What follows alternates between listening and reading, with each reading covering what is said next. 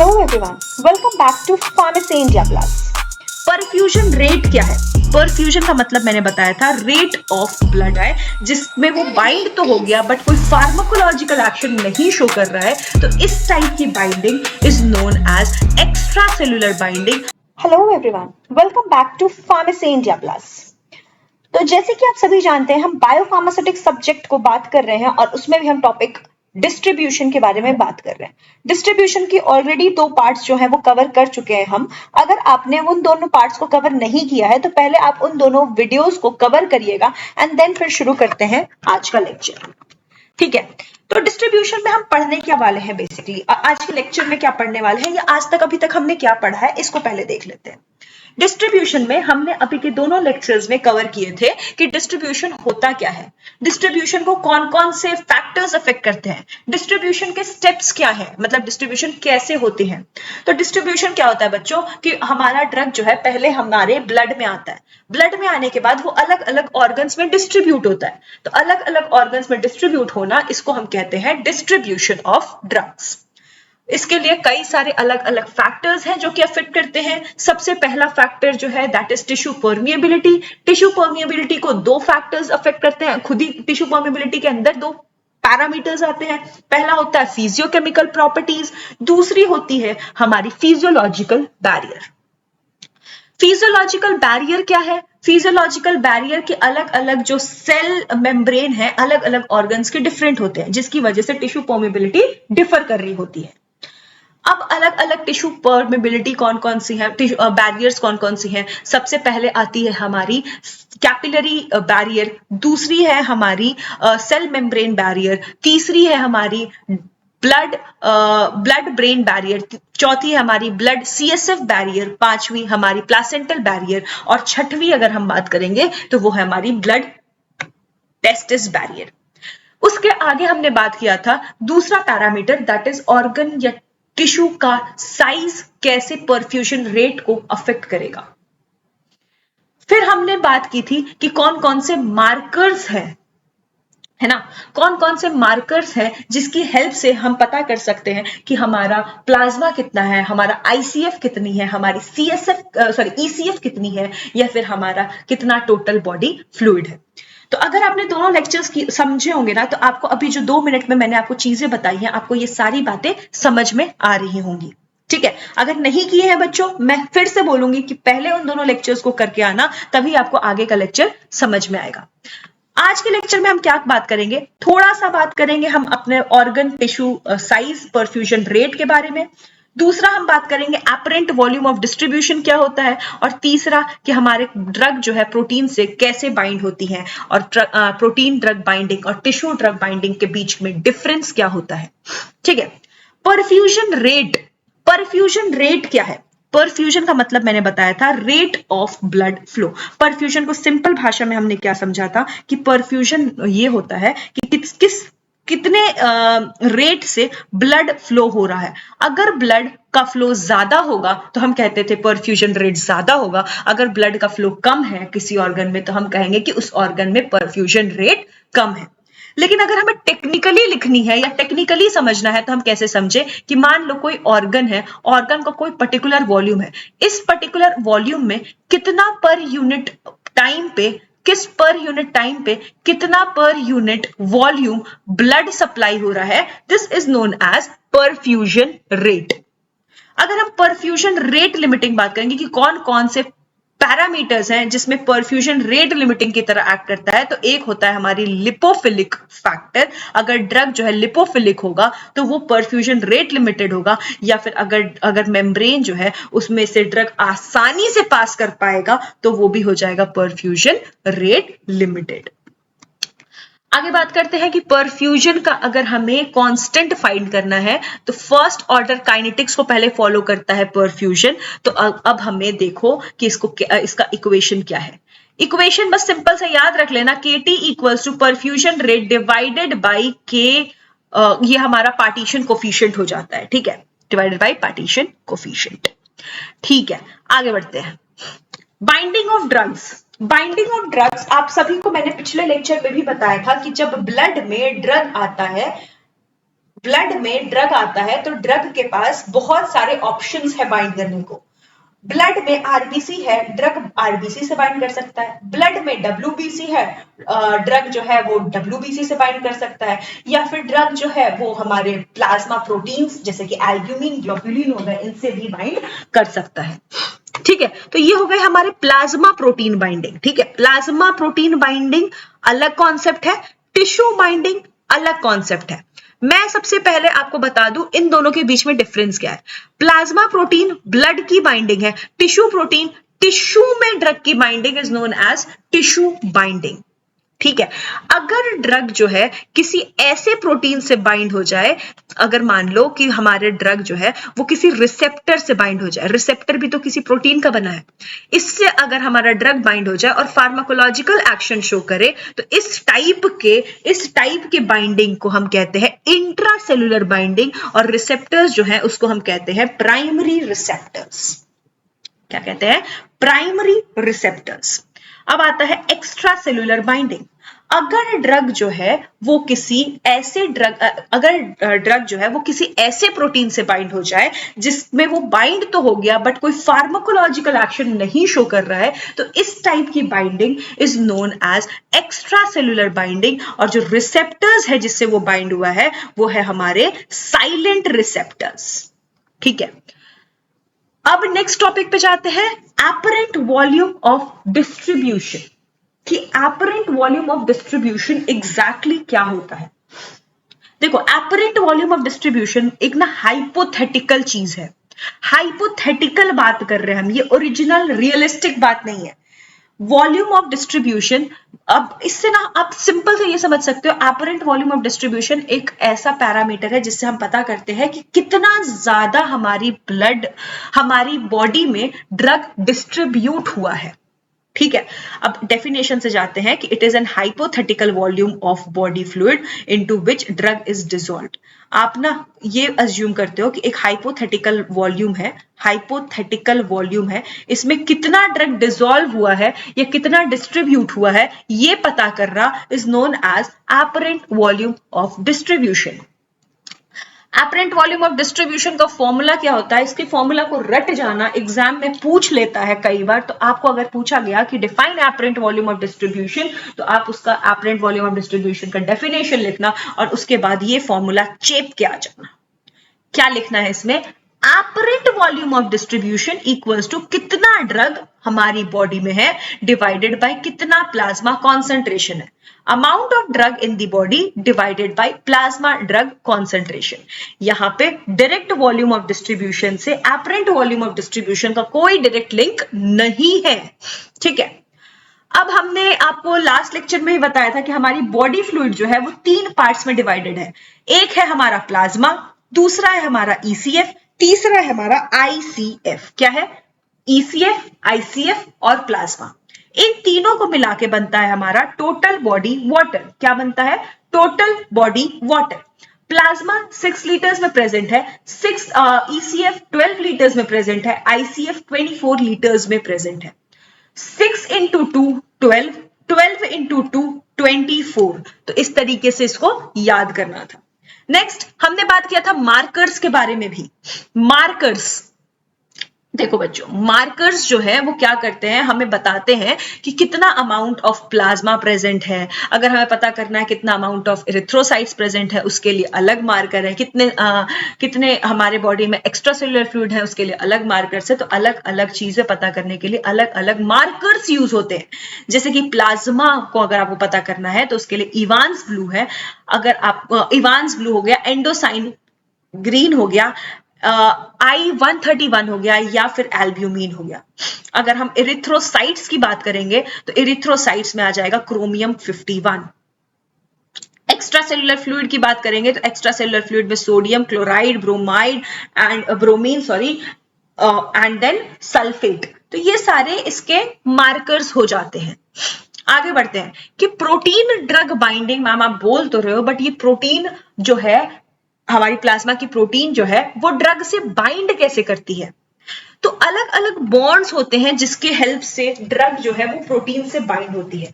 अलग अलग ड्रग, अलग अलग बॉन्ड कौन कौन से हो सकते हैं? हो सकता है हाइड्रोजन बॉन्ड हो सकता है कोई हाइड्रोफोबिक बॉन्ड हो सकता है आयनिक बॉन्ड से बाउंड हो, या फिर हो सकता है वॉन डेर वाल फोर्स से बाइंड हो। अब आपके दिमाग में आएगा कि ये बाइंडिंग हो रही है मैम, तो क्या ये रिवर्सिबल है या इरिवर्सिबल है? मेरा आंसर है कि ये जो प्रोटीन ड्रग बाइंडिंग है ये रिवर्सिबल इन नेचर का होता है। क्या होता है? ये रिवर्सिबल इन नेचर का हो रहा होता है। ठीक है, अब ये डायग्राम एक बार समझना, शांति से दिमाग लगा के सुनना, मेरी बात समझ में जरूर आएगा। ठीक है, देखो हमारी बॉडी में प्लाज्मा प्रेजेंट है, ब्लड में प्लाज्मा प्रेजेंट है, करेक्ट? हमारी ब्लड में प्लाज्मा प्रेजेंट है, ये रहा हमारा प्लाज्मा। एक सेकेंड, पेन का कलर चेंज कर देती हूँ, ज्यादा अच्छा विजिबल होगा।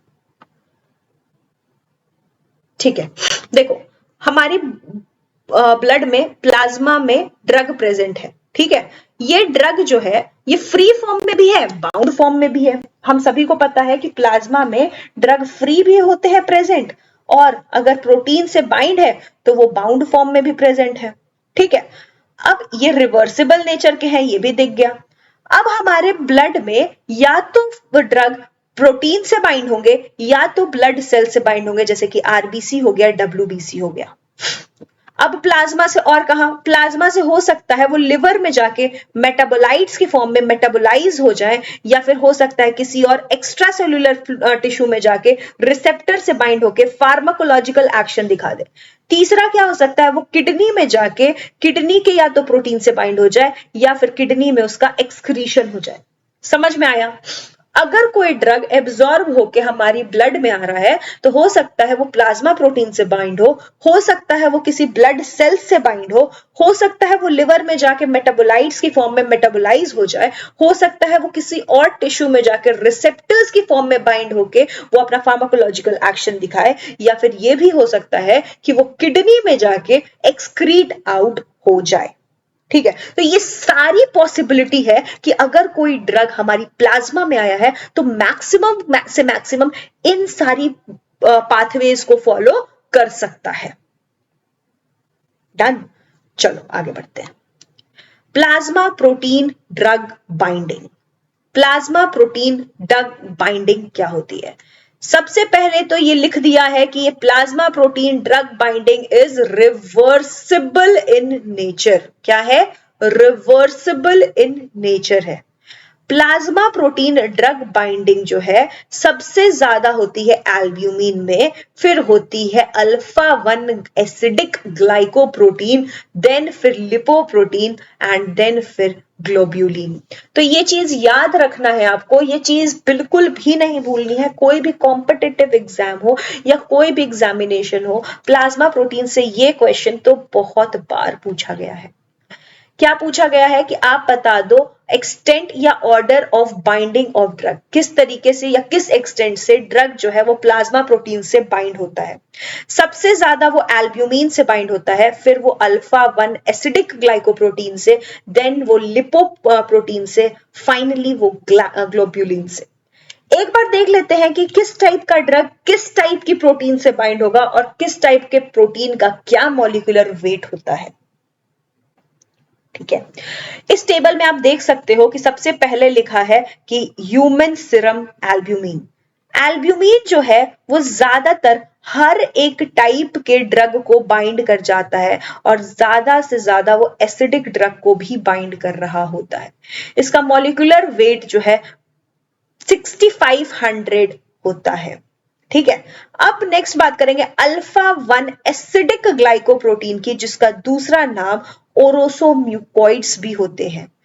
एसिडिक है तो बेसिक ड्रग इससे बाइंड कर जाएगा, एसिडिक है तो बेसिक ड्रग बाइंड करेगा। मॉलिक्यूलर वेट इसका 44,000 डाल्टन होता है। लिपोप्रोटीन्स, लिपिड सॉल्युबल ड्रग्स इससे बाइंड करेंगे, क्योंकि लिपोप्रोटीन्स है तो लिपिड सॉल्युबल ड्रग बाइंड करेंगे, लाइक डिसॉल्व्स लाइक। एसिडिक है तो बेसिक ड्रग बाइंड किया, लिपोप्रोटीन्स है तो लिपिड सॉल्युबल ड्रग्स बाइंड किया। अल्फा 1 ग्लोब्यूलिन जो है, अल्फा 1 ग्लोब्यूलिन जिसका नाम है ट्रांसकोर्टीन, इससे स्टेरॉइड्स लाइक कोर्टिकोस्टेरॉन्स जो है वो बाइंड करते हैं। नेक्स्ट बात करेंगे अल्फा 2 ग्लोब्यूलिन्स। अल्फा 2 ग्लोब्यूलिन्स में विटामिन ए, डी, ई के बाइंड करेगा। हीमोग्लोबिन अगर बात करेंगे, हीमोग्लोबिन से फिनेटोइन, फिनोबार्बिटॉल, फिनोथायाजीन, ये सारे ड्रग्स बाइंड करते हैं। तो जहां जहां आपको दो दो नाम दिख रहा है ना कि अल्फा 1 एसिडिक ग्लाइकोप्रोटीन्स, इसका दूसरा नाम ओरोसोम्यूकॉइड्स है, या फिर हमारा अल्फा 1 ग्लोब्यूलिन का ट्रांसकोटीन है, तो ये चीज ना आप याद कर लेना क्योंकि ये बहुत बार पूछा जाता है एग्जामिनेशन में। दूसरी इंपॉर्टेंट चीज जो याद करनी है इस वाली चीज से कि हमारा जो एसिडिक प्रोटीन है, ये जो आप एसिडिक प्रोटीन देख रहे हो, ये एसिडिक है तो इससे बेसिक ड्रग बाइंड करेगा। अगर हम लिपोप्रोटीन्स की बात करेंगे तो इससे लिपिड सॉल्युबल या लिपोफिलिक ड्रग्स बाइंड करेंगे। ठीक है, तो ये बहुत ही इजीली याद हो जाते हैं। अब देखो हमने बताया था आपको कि कौन सी बाइंडिंग किस प्रोटीन में ज्यादा बाइंडिंग होती है, तो उसमें से सबसे पहला कौन सा था? एल्ब्यूमिन था। हमने क्यों बोला कि ज्यादा से ज्यादा ड्रग उससे बाइंड करते हैं? क्योंकि एल्ब्यूमिन के पास ना 4 बाइंडिंग साइट्स है, साइट 1, साइट 2, साइट 3, साइट 4। क्या है? 4 बाइंडिंग साइट्स प्रेजेंट है। Site 1 is warfarin binding site, site 2 को हम डाइजीपाम बाइंडिंग साइट कहते हैं, साइट 3 को हम डिजिटॉक्सिन बाइंडिंग साइट कहते हैं, और साइट 4 को हम टेमोक्सिफेन बाइंडिंग साइट कहते हैं। इसको अच्छे से याद कर जाना, VDDT। VDDT क्या होता है? Warfarin binding site, diazepam binding site, हमारा digitoxin binding site and tamoxifen binding site.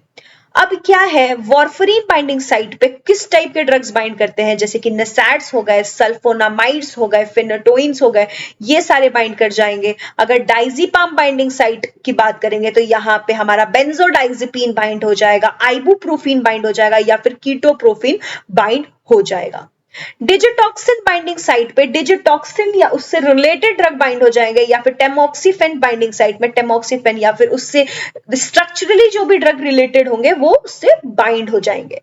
तो हमारे एल्ब्यूमिन में 4 बाइंडिंग साइट होती है। साइट 1 जिसको हम वॉर्फरीन बाइंडिंग साइट कह रहे होते हैं, साइट 2 जिसको हम डाइजीपाम बाइंडिंग साइट कह रहे होते हैं, साइट 3 जिसको हम डिजिटॉक्सिन बाइंडिंग साइट कह रहे होते हैं, और साइट 4 जिसको हम टेमोक्सिफेन बाइंडिंग साइट कह रहे होते हैं। ठीक है, आगे बढ़ते हैं। Drug binding site. देखो अगर हम बात करेंगे तो ड्रग जो है अगर बाइंड हो रहा है किसी प्रोटीन से तो उसका एक होगा प्राइमरी साइट, दूसरा होगा सेकेंडरी साइट। एक साइट जहां पे ड्रग आके बाइंड हुआ है, दूसरा एडिशनल लोकेशन हो सकता है किसी और ड्रग के बाइंड होने का। एक साइट पे कंपटीशन भी हो सकता है। मान लो कोई एक ड्रग ए आया, वो बाइंड हुआ पड़ा है, लेकिन बी आया जो कि और अच्छे से बाइंड हो सकता है, तो वो ए को रिप्लेस कर देगा, कंपटीशन होगी, तो ये हो जाएगा ड्रग का कंपटीशन। ठीक है, आगे बढ़ते हैं। अब देखो हमारा haemoglobin major binding component in RBC है। अगर हम बात करेंगे कार्बोनिक एनहाइड्रेज की, तो ये बाइंड करता है, इस पे बाइंड करता है, ये वाले एंजाइम पे बाइंड करता है कार्बोनिक एनहाइड्रेज इनहिबिटर्स। ठीक है, तो इस तरीके से अलग अलग बाइंडिंग साइट पे अलग अलग चीजें आके बाइंड होती हैं। ठीक है, तो ये थी हमारी प्लाज्मा प्रोटीन बाइंडिंग। अब हम बात करेंगे टिश्यू बाइंडिंग के बारे में। टिश्यू बाइंडिंग मतलब extra cellular extra vascular tissue protein, extra vascular tissue protein. देखो हमारी 40% ऑफ टोटल बॉडी वेट जो है वो वैस्कुलर टिश्यू से बनी होती है। किससे बनी होती है? वैस्कुलर टिश्यू से। Tissue drug binding results in location of the drug. ये क्या बोलना चाह रहा है कि हमारा जो टिश्यू बाइंडिंग होती है वो इररिवर्सिबल नेचर की होती है। ज्यादातर अगर आप देखोगे इररिवर्सिबल मतलब कि अगर कोई ड्रग है वो जाके टिश्यू से बाइंड हो जाएगा तो वो वहीं पे चिपक जा रहा है, तो वहां पे अगर चिपक जा रहा है, इररिवर्सिबल बाइंडिंग हो रही है, तो वहां पे वो टॉक्सिसिटी क्रिएट करेगा। ठीक है, इररिवर्सिबल बाइंडिंग हो रही है जिसकी वजह से टॉक्सिसिटी क्रिएट करेगा। अब वहां पे वो बाइंड हो जा रहा है, वापस प्लाज्मा में नहीं आ रहा है, एलिमिनेट आउट नहीं हो पा रहा है, इसकी वजह से उसकी बायोलॉजिकल हाफ लाइफ जो है वो इंक्रीज हो जाएगी। अब देखो किस किस टिश्यू में कितनी बाइंडिंग होती है? लिवर में सबसे ज्यादा टिश्यू बाइंडिंग देखने को मिलती है, then kidney, then lungs, muscles, skin, eye, bone, hairs and nails में सबसे कम टिश्यू आके बाइंड करता है। अब एक बार कंपेयर करते हैं कि हमारी टिश्यू और प्लाज्मा बाइंडिंग में क्या वेटेज है, क्या डिफरेंस है। अगर हम बात करेंगे एपरेंट वॉल्यूम ऑफ डिस्ट्रीब्यूशन, बच्चों वॉल्यूम ऑफ डिस्ट्रीब्यूशन हमने पढ़ा था, कितना ड्रग हमारी बॉडी में है डिवाइडेड बाय कितना हमारी प्लाज्मा में है। अगर ड्रग हमारी प्लाज्मा प्रोटीन से बाउंड होगी, प्लाज्मा प्रोटीन से अगर ड्रग बाइंड होगी तो हमारी प्लाज्मा में ड्रग ज्यादा हो जाएगी, प्लाज्मा में ज्यादा होगी तो वॉल्यूम ऑफ डिस्ट्रीब्यूशन कम हो जाएगा। तो हमारा देखो प्लाज्मा प्रोटीन बाइंडिंग में वॉल्यूम ऑफ डिस्ट्रीब्यूशन या एपरेंट वॉल्यूम ऑफ डिस्ट्रीब्यूशन कम हो गया है। यहां पे लोकलाइजेशन नहीं होगा क्योंकि यहां पर रिवर्सिबल बाइंडिंग है। टिश्यू बाइंडिंग में हमने बात कर लिया था कि ये इररिवर्सिबल बाइंडिंग है, यहां पे एक बार ड्रग गया वहीं चिपक जाएगा, लोकलाइजेशन हो रही है। टिश्यू में अगर ज्यादा है, देखो volume of distribution equals to कितना ड्रग हमारी बॉडी में है डिवाइडेड बाय प्लाज्मा में।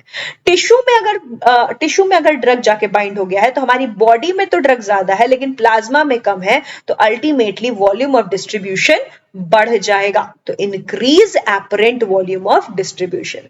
इस तरीके से फॉर्मूला से हम रिलेट करते हैं कि किस कहां पे एपरेंट वॉल्यूम ऑफ डिस्ट्रीब्यूशन ज्यादा होगा और कहां पे एपरेंट वॉल्यूम ऑफ डिस्ट्रीब्यूशन कम होगा। ठीक है, आगे बढ़ते हैं। Comparison between plasma protein drug binding and tissue drug binding. आप एक बार देखो क्या होता है difference between plasma protein binding and tissue binding. देखो सबसे पहले प्लाज्मा वाला it is reversible and this one is irreversible. Apparent volume of distribution आपने देख लिया था कि volume of distribution equals to कितना ड्रग हमारी बॉडी में है अपॉन कितना हमारी प्लाज्मा में, ये होता है वॉल्यूम ऑफ डिस्ट्रीब्यूशन। अगर प्लाज्मा में हमारा ड्रग ज्यादा है तो ultimately volume of distribution plasma protein drug binding की कम हो जाएगी और ज्यादा हो जाएगी हमारी टिश्यू ड्रग बाइंडिंग की।